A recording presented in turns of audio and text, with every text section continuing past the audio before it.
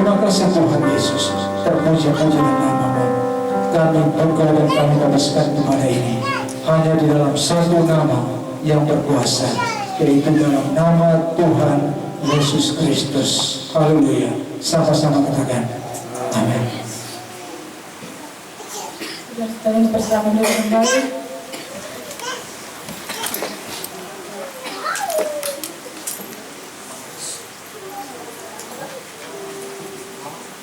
Kita akan masuk kepada acara penyerahan anak yang saya serahkan kepada Bapak Gembala.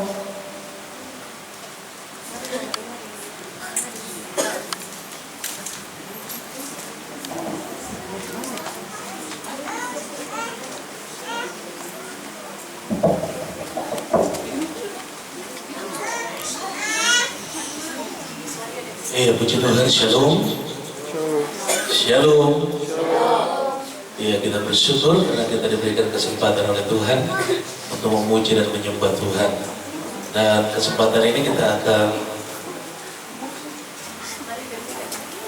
ikuti penyerahan anak dari dua keluarga. Di depan sini yang satu. Sini ya.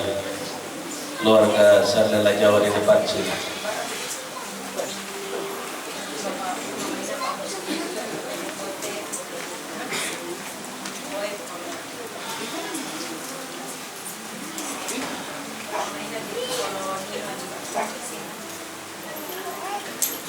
Oke, baik, puji Tuhan. Hari ini di depan kita akan ada penyerahan anak dari keluarga Sarlela Jawa. 5 orang anak, 3 cowok, 2 cewek. Pas. Sebenarnya harus tambah 1 lah supaya 3, tapi tidak apa-apa. Puji Tuhan. Dan keluarga Salmon Tamu dengan penyerahan anak yang pertama, yang hari ini semua bisa hadir, dan saksi-saksi yang ada, keluarga Sarlela Jawa dan saksi-saksi dari keluarga sendiri, tidak dari orang lain. Nona Ega Sarlela dan Ibu Ivana dan Bapak Boy. Puji Tuhan. Dan untuk saksi keluarga Salmon Tamu, Bapak dan mamanya sendiri, Bapak Penatua Stephen Salmon, SPD, dan Ibu Dia dan Rahel Salmon. Ya, puji Tuhan, sesuai dengan kebenaran firman Allah di dalam kitab Injil Markus pasal yang ke-10 ayat 13, ini yang menjadi dasar dari penyerahan anak. Sebab Alkitab berkata bahwa tidak ada baptisan bagi anak yang masih kecil, karena sudah tentunya berkalian dengan kepercayaan. Karena di dalam Injil Markus pasal 16 ayat 16 berkata, siapa yang percaya dan dibaptis akan diselamatkan, tetapi siapa yang tidak percaya akan dihukum. Nah, berarti orang yang dibaptis itu adalah orang yang sudah akil balik. Amin. Yang sudah bisa membedakan mana yang baik, mana yang jahat. Makanya aliran karismatik, aliran Pentakosta, sesuai dengan prosedur firman Allah, ini yang menjadi dasar kebenaran. Sehingga dimanapun, gereja karismatik apapun, selalu berdasarkan firman Allah di dalam Injil Markus pasal yang ke-10. Tolong kita lihat Injil Markus pasal 10 ayat 13.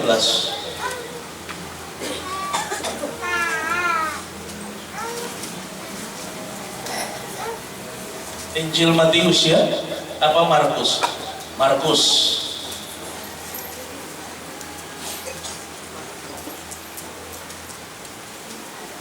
Matius ya. Ya, perhatikan Injil Markus pasal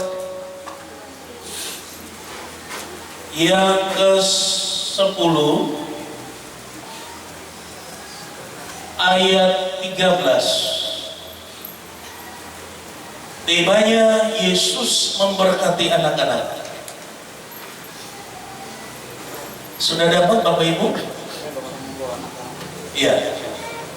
Saya bacakan untuk kita dengar bersama.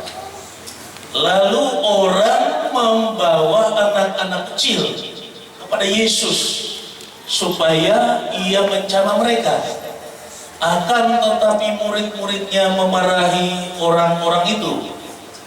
Ketika Yesus melihat hal itu, ia marah dan berkata kepada mereka, biarkan anak-anak itu datang kepadaku. Jangan menghalang-halangi mereka, sebab orang-orang yang seperti itulah yang mempunyai kerajaan Allah.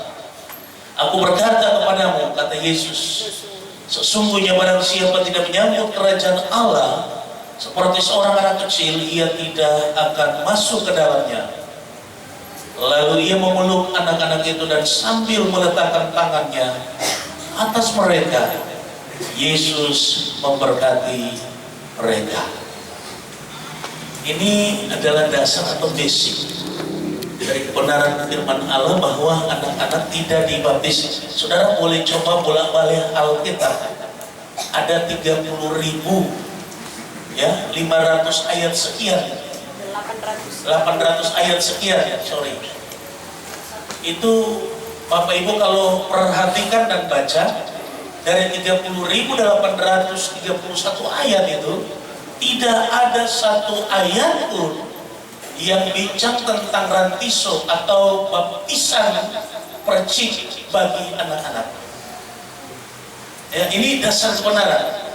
Jangan nanti kita ditipu dari dulu sampai mati. Saya katakan jangan kita ditipu oleh manusia yang merubah kebenaran Allah sampai kita menutup mata, lalu pendeta khotbah enaknya juga dia bilang bahwa almarhum, almarhumah, saudara kekasih kita sudah ada di pangkuan Bapa di surga. Enak saja. Lihat dong ini firman Allah. Jangan kita pikir surga itu semudah kita masuk mall. Surga tidak segampang kita masuk mall. Ada orang Kristen yang berkata, kalau begitu bagaimana penyamun di sebelah kanan? Ya itu haknya Yesus, karena waktu itu Yesus di sana. Tetapi ketika dia sudah ke surga, ada pernyataannya, ada perintah yang harus dilakukan. Dan kalau gereja tidak melakukan itu, gereja tidak punya bagian dalam kerajaan surga. Berulang kali saya katakan, ada satu saat kami pelayanan di rumah sakit untuk dari sal ke sal mendoakan orang-orang sakit di beberapa rumah sakit di kota ini. Lalu ada seorang yang tidak seiman dengan kita ketika dia ingin disembuhkan. Lalu dia katakan begini, boleh saya didoakan? Oh boleh, kalau Anda mau didoakan, Anda percaya Yesus sanggup menyembuhkan Anda.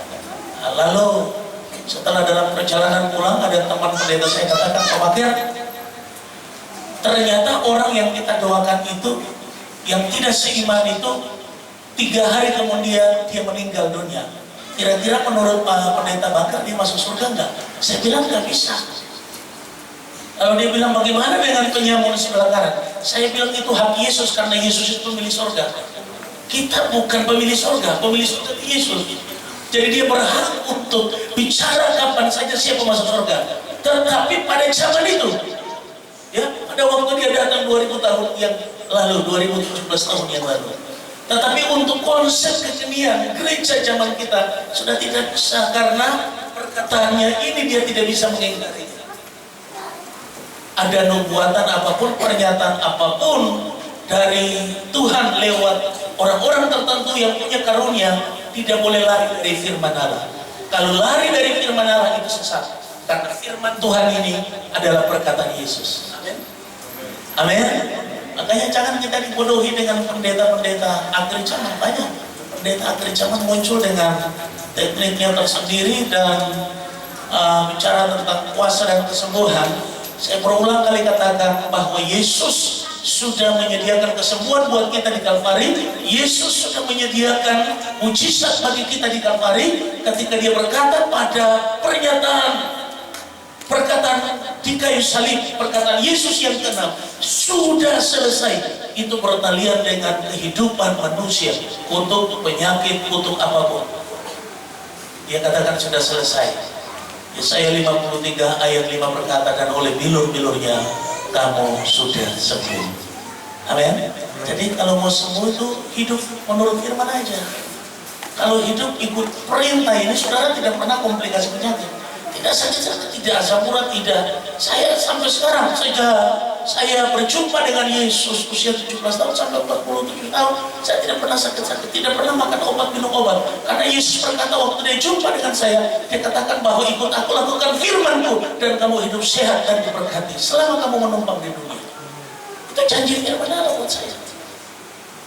Makanya saya bukan menghakimi, tetapi aneh juga kalau pendeta yang mengajarkan mujizat dari Yesus sementara dia sakit-sakit dan dia lebih bergantung sama dokter, sama obat dokter daripada sama Tuhan. Ini nonsense. Kita menyaksikan mujizat yang salah karena Yesus membuat mujizat. Amin. Jadi kalau kita beres rohani kita, lahiriah kita sehat dan diberkati. Kita bersyukur karena Alkitab yang adalah perkataan Allah mengajarkan kepada kita tentang kebenaran. Dan hari ini hari yang bahagia, hari yang luar biasa. Kita menyaksikan kebesaran Tuhan, kemurahan Tuhan yang luar biasa.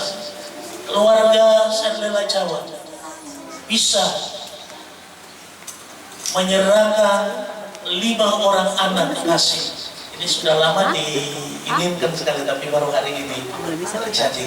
Karena Pak Uno kemarin pendidikan di Sukabumi 7 bulan untuk dapat perwira, dan puji Tuhan selesai perwira juga ada jabatan, Tuhan berkati luar biasa. Dan Mama Ina juga sebagai poluan diberkati oleh Tuhan dengan jabatan perwira. Nanti tahun depan kesempatan untuk tes perwira.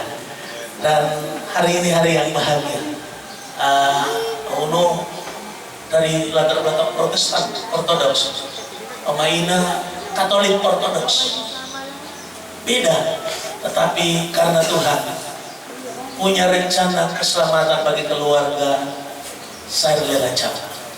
Saya percaya ini bukan sebuah kebetulan, tetapi ini rencana Tuhan yang hebat bagi keluarga Sarlela Jawa. Amin. Dan juga keluarga Salmon Tamu, suami istri. Ya. Dan Tuhan sudah banyak melakukan perkara-perkara yang besar. Minta anak laki-laki, Tuhan kasih anak laki-laki. Haleluya. Saya bilang minimal melahirkan ya 4 orang anak sampai 8 orang anak. Jangan sungkan-sungkan. Ya. Kerja keras. Papa kerja keras, mama kerja keras, dan melahirkan anak-anak yang diberkati Tuhan. Minimal jemaat Mujizat Raja, minimal ampa yang masih muda-muda, keluarga muda.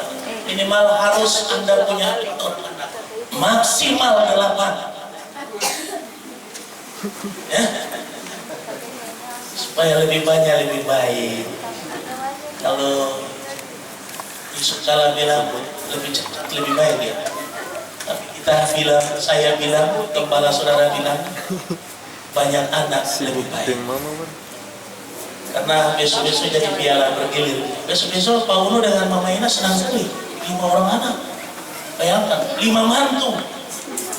Jadi 10. Bayangkan saja kalau nanti besok-besok event punya anak ampa. Masing-masing ampa saya sudah hitung berapa? 20. Betul tidak?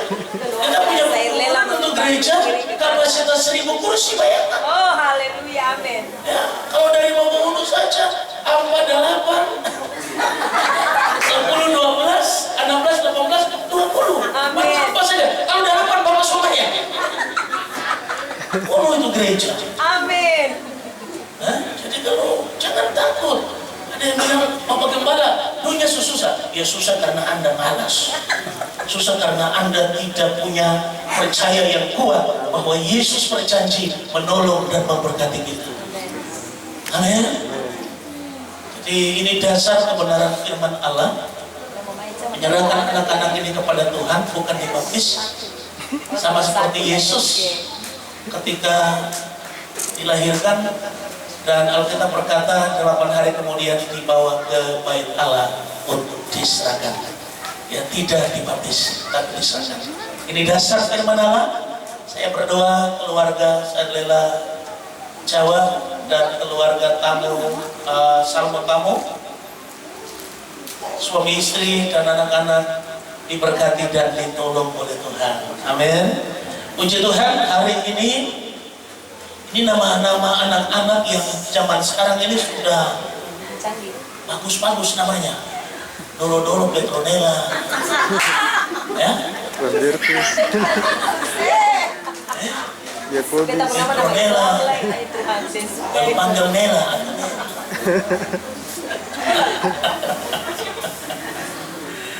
Semua nama Alkitab lah yang sesuai. Indarwati.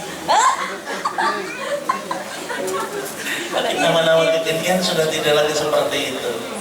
Iya, anak yang pertama dari keluarga Sadlela Jawa, Nona Sylvia Laurencia, betul ya? Sadlela.